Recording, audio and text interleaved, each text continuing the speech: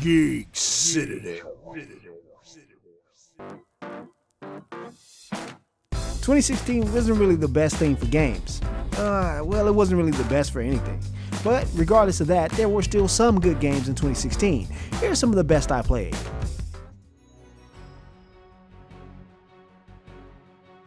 Halcyon 6 snuck up on the gaming world with a fairly clean early access release. It was relatively bug-free and incredibly fleshed out for a game that was not even finished. It was basically XCOM, Star Trek, a JRPG, and Civilization Light all rolled into one. It's decorated in classic 16-bit pixels with excellent 2D models with fantastic animations.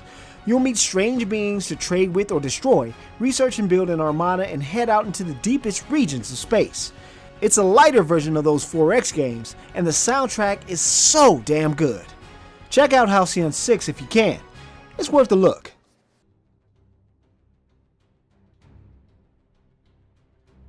Batman the Telltale series takes a character that we all love and flips his world upside down.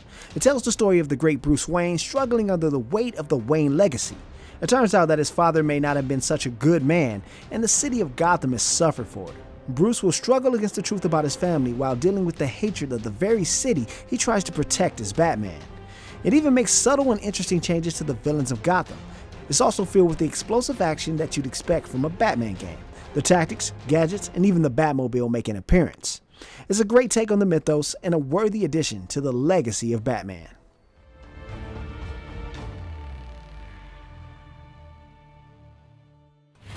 Super hot. Super hot. Super hot. This game came out of nowhere with a gameplay system that didn't seem like it would be more than a prototype for a different game. Super Hot may not have the greatest story, but the time-bending gameplay is fantastic. Time only moves when the player actually moves around. That makes it easier to catch a weapon in the air, dodge bullets, and fire off impressive kill shots without ever stopping the action. I can see this mechanic being used to take the place of quick-time events so that the player can always feel in control of the cinematic action. Hopefully we'll see a James Bond game that utilizes this style of gameplay.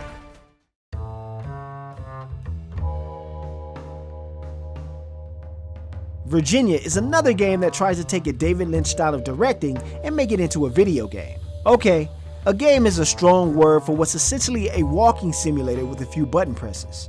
Two cops try to discover the mystery of a missing kid while one of the cops tries to investigate the other. It tells a story of friendship, life, and love without ever saying a word. It's worth playing for yourself if you can get it for the price of a movie admission. It's a great experience for the 2 or so hours you will spend with it.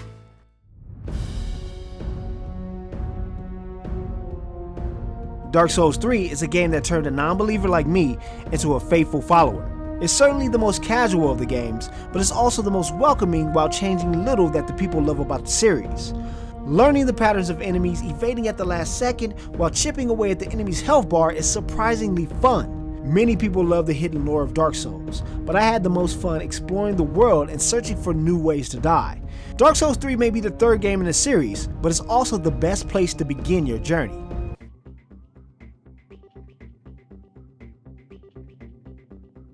I reviewed The Headlander when it released, and I stand by everything I said about it. It's a fantastic take on the tried and true formula of Metroidvania. It's one of the rare versions in this genre that takes a comedic approach to storytelling. It uses the backdrop of 1970s sci-fi films while utilizing sexual innuendo for a variety of jokes. Headlander also has a unique take on the classic keycard system. Headlander is all about taking over the bodies of robots and using their arsenal to destroy other robots or access new areas. Don't take my word for it, check out our overview or some Let's Play videos.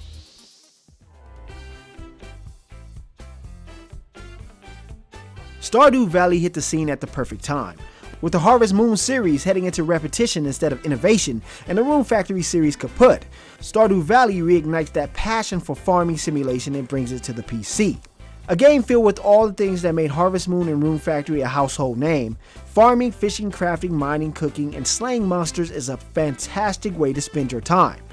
You can complete quests, converse with the locals, and even get married and have children. It's a fantastic game that shouldn't be overlooked, and it's all the more amazing when you learn that it was created by one person.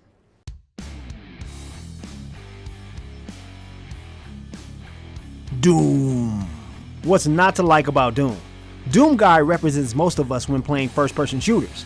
He starts hearing a random person using technobabble and just starts smashing shit so he can get back to the killing. Doom returns to form with what makes shooters great. It traps you in a room with blisteringly fast enemies and gives you no choice but to adapt and survive each wave.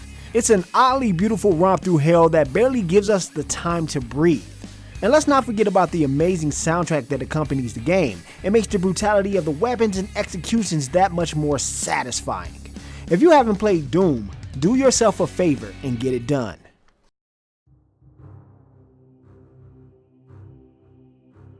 You know all those games where you can only be the hero? Well, in Tyranny, the only choice is to be the villain.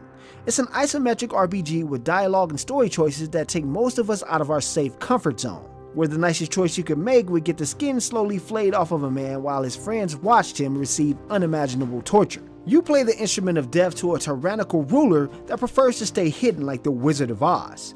You slaughter and deliver swift justice through magical words that the ruler bestows upon you. This godlike ruler can basically wipe out a town without even being there. I can't spoil much of the story, but it's pretty good stuff. Try the game out if you've ever been interested in Baldur's Gate or Pillars of Eternity. This game has some awesome turn-based combat to go with the evil motif. It's probably one of the first games that makes you feel the weight of being a horrible person.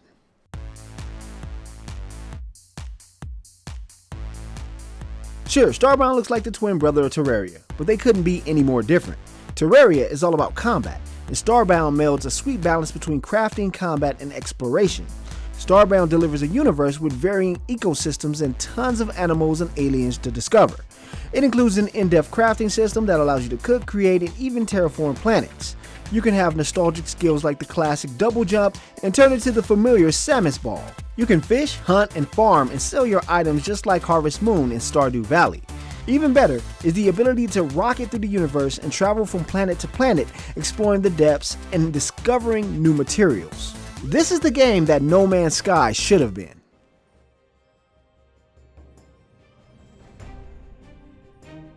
How could a game that's about surviving and bonding with a giant dog bird not make it on the 2016 list for the best game? The Last Guardian takes what made Ico and Shadow of the Colossus legendary and replaces a girl and a titan with a young boy and his dog. You'll call Trico, pet him, and cling to him as you maneuver from puzzle to puzzle while trying to reach the top of the mysterious ruins. What makes this game so amazing is the slow-forming bond between two strangers. It's also the amazing exhilaration of gliding through the air on a truly marvelous animal. The Last Guardian isn't without its technical issues, but it's definitely worth the journey.